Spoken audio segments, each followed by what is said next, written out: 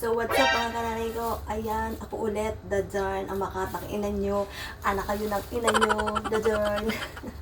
Anyway, highway mga kananay ko dahil tulog ang aking alaga. So, kinuha natin ulit ang pagkakataon makapag-feel. So, kahit nakita nyo ang aking mata, ayan sa may pinto, nakikita ba ninyo? E bahala siya dyan. Ano ang aking ginawa mga kananay ko? Ito, bumili ako ng isdang malaki. Ayan. Hindi ko alam kung anong luto ang ating gagawin dito, pero better siguro steam fish lang. Ayan. Nilinisin natin siya mga kananay ko. I-steam natin mamaya kasi may bisita daw ang aking amo. So, i-steam lang natin siya. Siguro naman mga kananay ko, alam nyo na din mag-steam kasi paulit-ulit lang ako. Sana all. So, diba? Tapos, binigyan niya ako mga kananay ko ng recipe kung ano yung mga dapat ko lutuin. Kasi nga may bisita daw siya mamaya. Isang tao lang naman. Tapos, dalawa sila mag-asawa, yung bata at saka ako. So, yung gusto niya, mayroon daw akong pansit. Parang sotanghon sa atin. Pero ang kalahok nito mga kananay ko ay dapat may hipon. Pero biglang nag-message sa akin, huwag daw lagyan ng hipon kasi may allergy daw yung kaibigan niya. So, ang lahok lang nito ay ito. Ano ba tawag dito? Ayan. Winter melon. Hindi ko alam kung ano tawag dito sa gulay na to.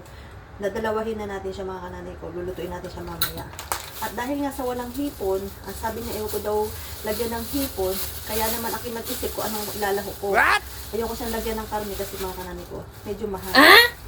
So, eto, yung mga kababayan ko dyan na nasa Hong Kong, Singapore, siguro alam nyo din to. So, ito yung ilalaho ko natin sa pansit mamaya. So, balik tatlong klase lang naman mga kananay ko. Ayan. Steam na isda, at saka nga yung pansit niya, tapos ginisang gulay. So, yun lang. Ito nga ang chismis mga kananay ko. Nung isang araw, sinabi niya sa akin may bisita siya ng Huwebes at Biyernes. Bali bukas ay 3 bisita niya. So, gusto pa niya ay mayroon akong sabaw na gagawain ngayong gabi at saka bukas. Kaso mga kananay ko, hindi na kinasya yung pera doon sa pitaka ko. So, anong gagawin ko? Wala naman magpalawala ko, diba? So, kung saan lang aabot yung pera nila, yun lang talaga ang aking gagawin. Diba? Hindi ganun kadali ang sitwasyon ko dito. Pero, nagmamaganda nga ako. O, din laban lang. Diba? Daday. Yan yan, mga kananay ko, laging ginagawa natin. Ibinababad muna natin ang tubig. Ang gulay sa tubig. Para yung mga lupa niya, mga kananay ko, yung mga nakasingit dyan sa lupa nila. Ay, sa lupa nila. Ano ba? Dyan sa kanilang dahon ay matanggal. So, yun nga. Ito isda pa rin. Saka, ayan. Diba? Yan lang ating recipe ngayong gabi. Ayan. Diba? Nilinisin natin siya. Ay, buhay mga kananay ko. Ang hirap kaya mag-budget dito. Sa totoo lang.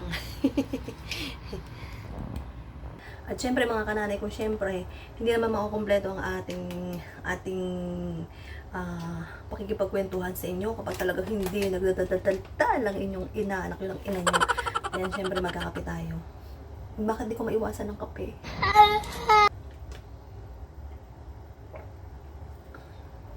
So, yun na nga mga kananay ko. Awa ng Diyos ay 10 buwan na nga ako dito. Ayan. Ngayon, bahala sila kung ano maging desisyon nila sa akin. Basta ang alam ko, nagagawa ko yung trabaho ko, sinasabay ko ang aking pag-content. O, diba? Bahala sila dyan. O, diba? Walang inang magpagandang yung mga atang ina nyo. Yun lang mga kananay ko. Huwag sana kayong magsasawa sa akin. Talagang ako yung madaldal, ako yung makwento. Ayan na nga. O, diba? Peace tayo mga kananay ko. Please, kung hindi pa kayo naka-follow sa akin, pwede kayo mag-follow para makikita naman nyo aking mga kakikayan dito na makatang ina nyo. Diba? So, yun lang. Baka magising na ang aking alaga. Thanks for watching mga kananay ko. Peace tayo.